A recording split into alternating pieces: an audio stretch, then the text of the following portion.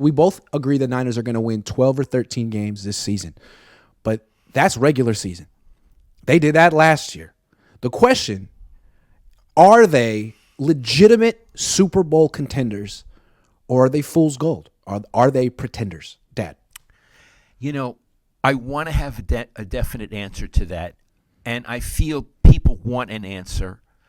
I need to say some things. They're a hell of a team. Hell of a team.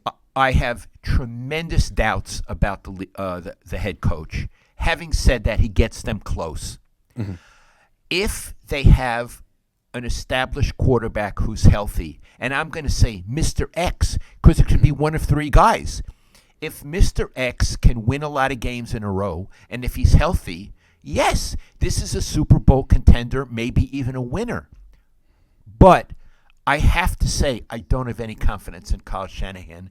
I feel he's the kind of guy, if you would look at football as a tragic world, and it's not really, it's just a game, although it is tragic for certain players, they get hurt. Mm-hmm. But if you look at it, then Kyle is a tragic hero, a tragic protagonist.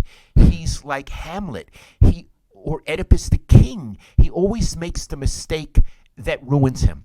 He ruins himself. Mm-hmm. And in that regard, I've never encountered a top-level coach who was this self-destructive, with all the best intentions, who was this, or he's Lord Jim. He's a tragic character in this world of football. So can the team win the Super Bowl?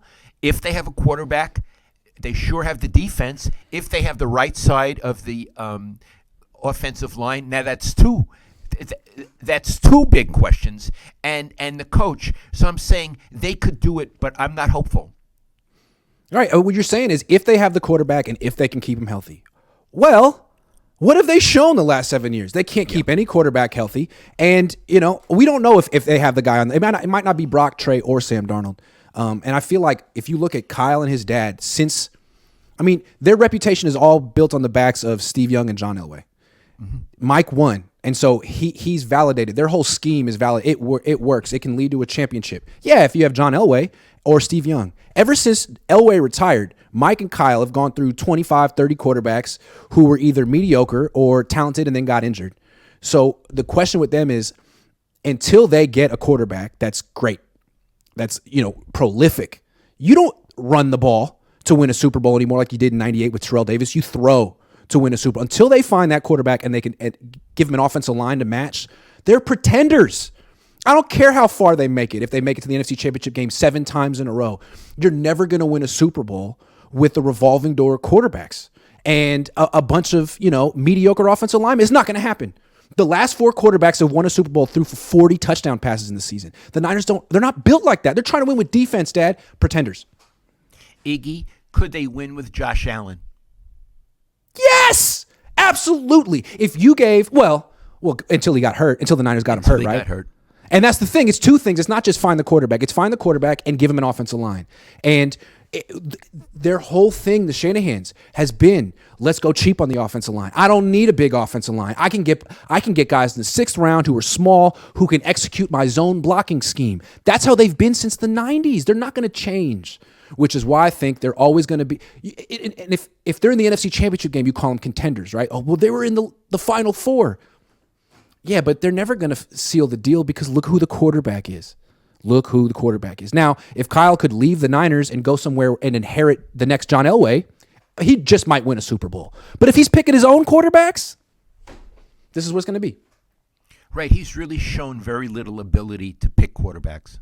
He traded up in the 3rd round for C.J. Beathard. I think that's all you need to know. he really traded up in round 3. He passed on Mahomes, right? But Mahomes, he's not that good. Nah, he's not like the greatest quarterback of his generation or anything. You'd think a genius would see that. I think Bill Walsh would have seen it.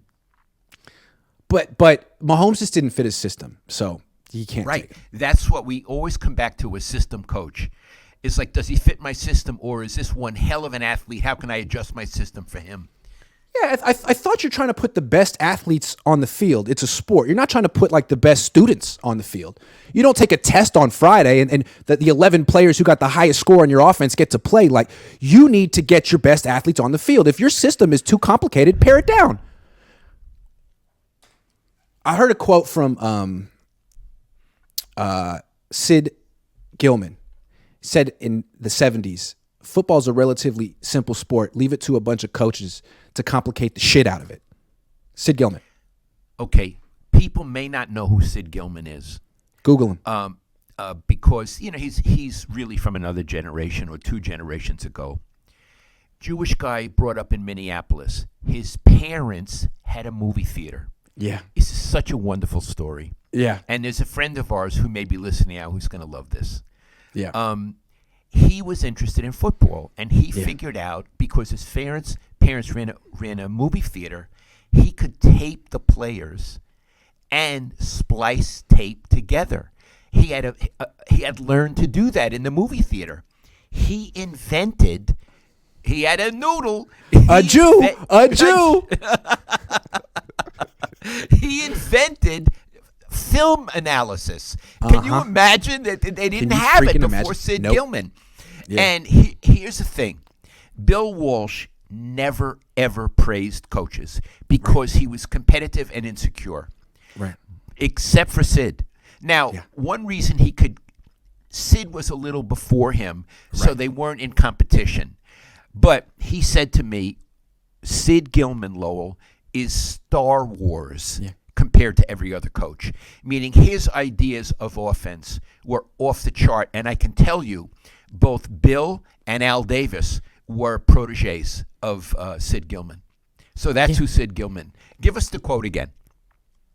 Football's a relatively simple sport. Leave it to a bunch of coaches to complicate the shit out of it. And God love you.